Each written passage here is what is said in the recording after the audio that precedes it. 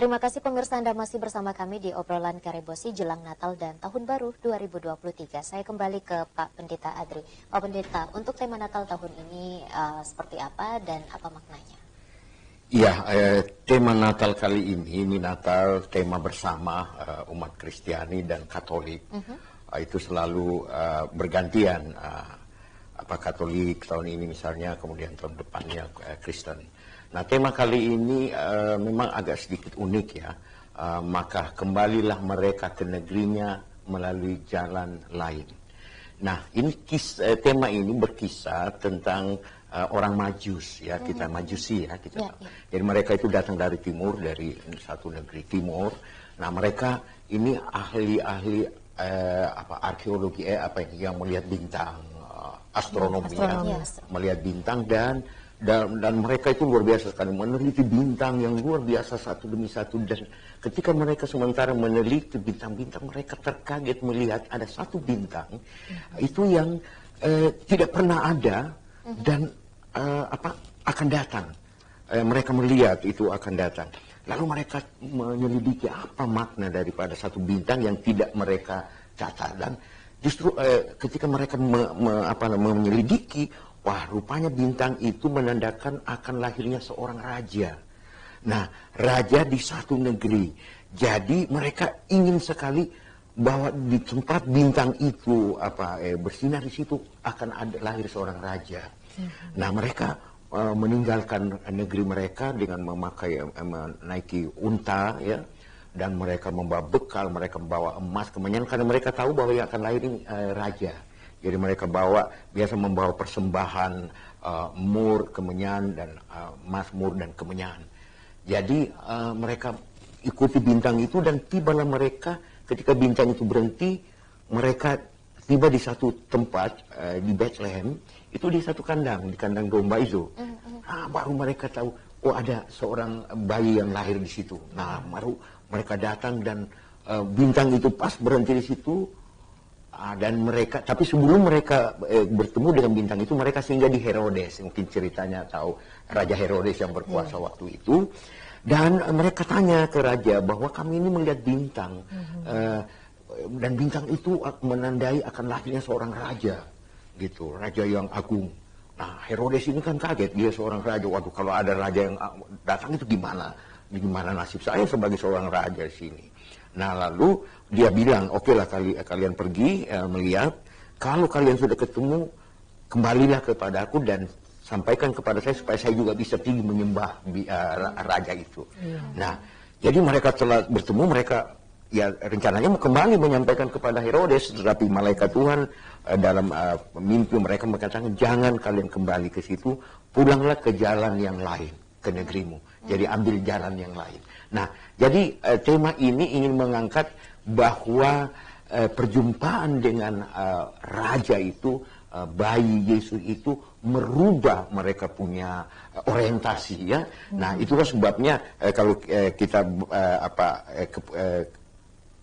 apa makna daripada tema Natal itu di sini, bahwa kita merubah kondisi kita, bangsa kita yang ya tadi disinggung juga ya sama adik kita Aziz, bahwa kecarut-marutan kehidupan kita itu kita rubah dengan cara apa ya, mungkin revolusioner ya, revolusioner dalam tanda kutip. Kita tidak lagi mengikuti jalan yang salah itu, semua itu supaya kita menemukan jalan yang lain. Nah, ada beberapa poin di sini dikatakan bahwa tema Natal ini dengan berjalan bersama kita dimampukan untuk pulih lebih cepat, bangkit lebih kuat. Ini slogan daripada pemerintah kita ya, setelah COVID ini. Dan juga kita tahu bahwa ke depan ini sudah ada gambaran bahwa kita akan dunia ini akan resesi dan lain sebagainya. Nah, oleh karena itu kita kalau kita tahu bahwa bagaimana kita bisa berubah arah supaya misalnya soal resesi itu tidak terjadi ya, sangat sederhana. Kami di PGI, Persekutuan Gereja Indonesia, itu ada istilah Ugahari. Tema Ugahari itu kesederhanaan. Kita orang yang makan biasanya main buang-buang makanan, mari kita iritlah makan supaya makanan yang kita bisa itu kita. Nah, misalnya banyak orang Kristen itu istilahnya itu Minggu Advent ya. Itu Minggu Advent itu tanggal 1 biasanya minggu pertama sebelum Natal. Itu ada 4 minggu. Itu mereka bikin aksi sosial. Mereka misalnya puasa. Saya biasa begitu Ibu Rahmawati. Jadi saya puasa itu berapa kali itu 40 hari. Teman-teman muslim bilang, kok pemerintah puasa? Iya. Saya puasa. Jadi puasanya itu, jadi saya jam 6 pagi saya makan. Terus nanti jam 8 malam itu baru makan lagi. Nah siang itu saya nggak makan, Bu Rahma. Nah saya bilang gini, jadi saya puasa itu misalnya uang yang saya harus makan pada siang hari itu saya kumpul.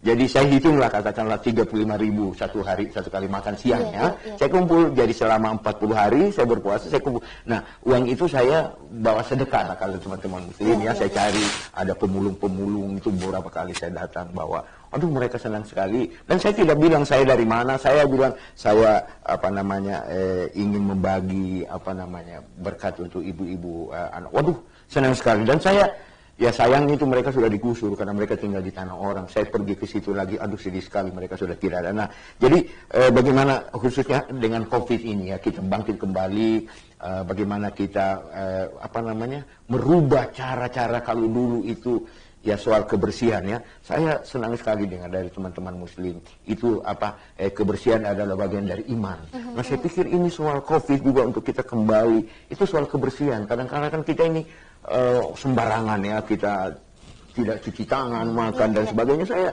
Teman-teman muslim itu mau sembahyang itu ambil wudhu, itu simbol kebersihan.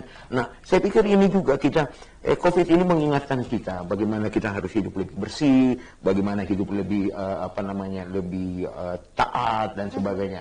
Dan saya pikir itu jadi kita merubah cara hidup kita, cara hidup yang tidak berkenan atau cara hidup yang salah kita rubah dengan jalan yang lain supaya misalnya membangun peradaban kasih di tengah menguatnya kekerasan ya. Jadi bagaimana kekerasan sekarang, aduh ngeri sekali ya kekerasan itu. Nah, kita merubah paradigma itu, kemudian merajut kerukunan di tengah merebaknya intoleransi. Nah, ini hal-hal ini yang kita harus rubah, mempopulerkan budaya jujur dengan di tengah mengguritanya tindak kejahatan korupsi. Waduh, ngeri sekali. Saya pernah tinggal di Jerman itu 6 tahun setengah.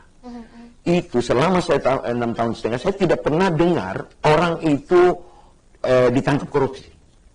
Tidak pernah saya dengar korupsi, baik di berita televisi atau nggak pernah ada korupsi di sana. Pernah satu kali seorang menteri kehutanan, rupanya dia itu bawa anaknya berkunjung, itu anaknya ditanggung oleh perjalanan dinas. Nah, itu ketahuan begitu, dia mengundurkan diri. Yang seberapa itu uang tiket ya. Tetapi dia mengundurkan diri. Jadi, tapi kita ini udah korupsi miliaran-miliaran, tetap aja di depan kamera melambai-lambaikan tangan seolah-olah pahlawan ya. Jadi itu yang kita mau rubah, itu cara-cara hidup seperti itu. Yang pada intinya Pak Pendeta bahwa tema ini semoga kita bisa aplikasikan di kehidupan sehari-hari. Ya, betul. Kita merubah cara hidup yang lain, cara normal, sesuatu cara yang betul-betul lebih baik daripada yang. Baik, saya ke Ibu Rahma. Ibu Rahma, ini kan tadi dikatakan bahwa toleransi sebenarnya di Makassar ini sudah cukup baik ya dengan bermunculannya rumah-rumah ibadah. Seperti apa untuk toleransi ini berjalan dengan baik, khususnya di Sulawesi Selatan, Ibu Dokter? Ya, terima kasih Vika. Jadi saya memang mengulang kembali ya bahwa salah satu indikator bahwa kehidupan keberagaman kita di Kota Makassar ya dan Sulawesi Selatan pada umumnya itu sudah semakin baik. Kenapa? Karena salah satu indikatornya adalah semakin banyaknya sekarang ini atau semakin bertumbuhnya rumah ibadah. Nah, ada banyak hal sebenarnya yang menjadi pesan dari situ bahwa ternyata kita semua selama ini meskipun kita berbeda keyakinan, tetapi kita bisa tetap hidup berdampingan dengan teman-teman yang berbeda agama. Saya ingin menyampaikan bahwa kita saat ini sedang menggiatkan apa yang disebut dengan penguatan moderasi beragama. Ya, jadi moderasi beragama itu ada 5 hal atau ada 4 hal ya, ada 4 pilar yang menjadi dari moderasi beragama itu. Yang pertama adalah komitmen kebangsaan. Kita tahu bahwa bangsa kita ini kan sangat majemuk, sangat plural ya. Jadi kalau kita punya komitmen kebangsaan untuk menjaga NKRI, untuk menjadikan Pancasila sebagai satu-satunya asas yang betul-betul kita anut di Indonesia, maka saya rasa seperti yang disampaikan oleh Pak Pendeta tadi, hidup kita menjadi aman, hidup kita menjadi damai, berkasih sayang, karena kita selalu ingin menjaga nilai-nilai Pancasila itu dan mewujudkan bangsa yang semakin bersatu tanpa perbedaan. Kemudian nilai moderasi yang kedua adalah anti kekerasan. Jadi kalau kita sebenarnya saling menjaga bahwa perbedaan itu bukan sesuatu hal yang menyebabkan kita semakin terpecah belah, nah kita akan tidak melaksanakan hal-hal yang bisa saja saling melukai. Ya, karena kekerasan itu kan sebenarnya bukan hanya secara fisik, tapi secara emosional juga. Jadi masyarakat kita di Sulawesi Selatan ini saya rasa sudah sangat menjaga nilai-nilai anti kekerasan itu.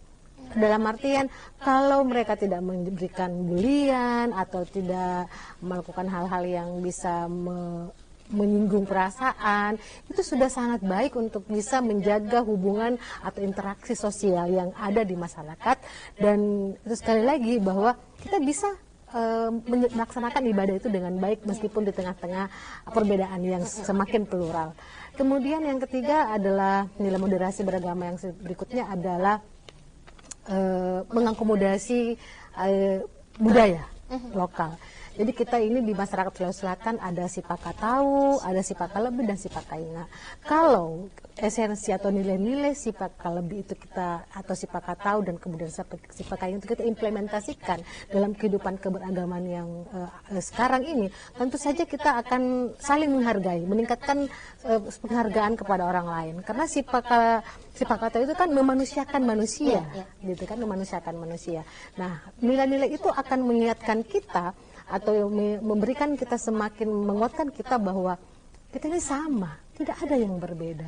Kita makhluk Tuhan, ya.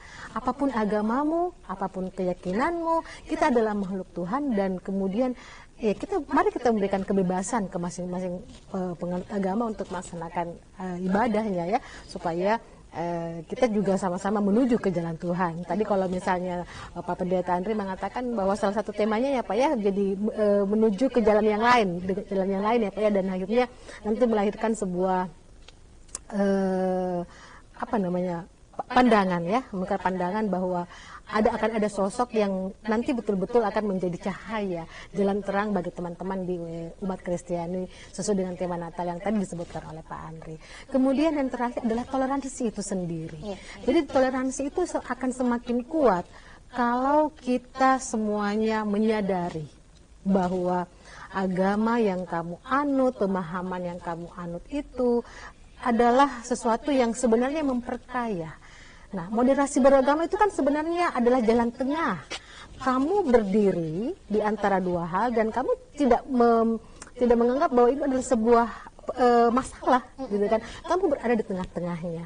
Jadi masyarakat yang paham akan agama, paham akan nilai-nilai moderasi beragama itu akan berada di posisi bahwa saya harus menghargai, saya harus menghormati, saya harus yakin bahwa dengan penghargaan yang saya berikan, saya memberikan kebebasan kepada saudara-saudara saya yang berbeda untuk bisa hidup bersama-sama, berdampingan, saling berkasih sayang, saling mendukung, saling mensupport satu sama lain, sehingga mewujudkan masyarakat yang adil dan makmur. Baik, luar biasa. Pembahasan kita semakin menarik, tapi kita harus rehat sejenak.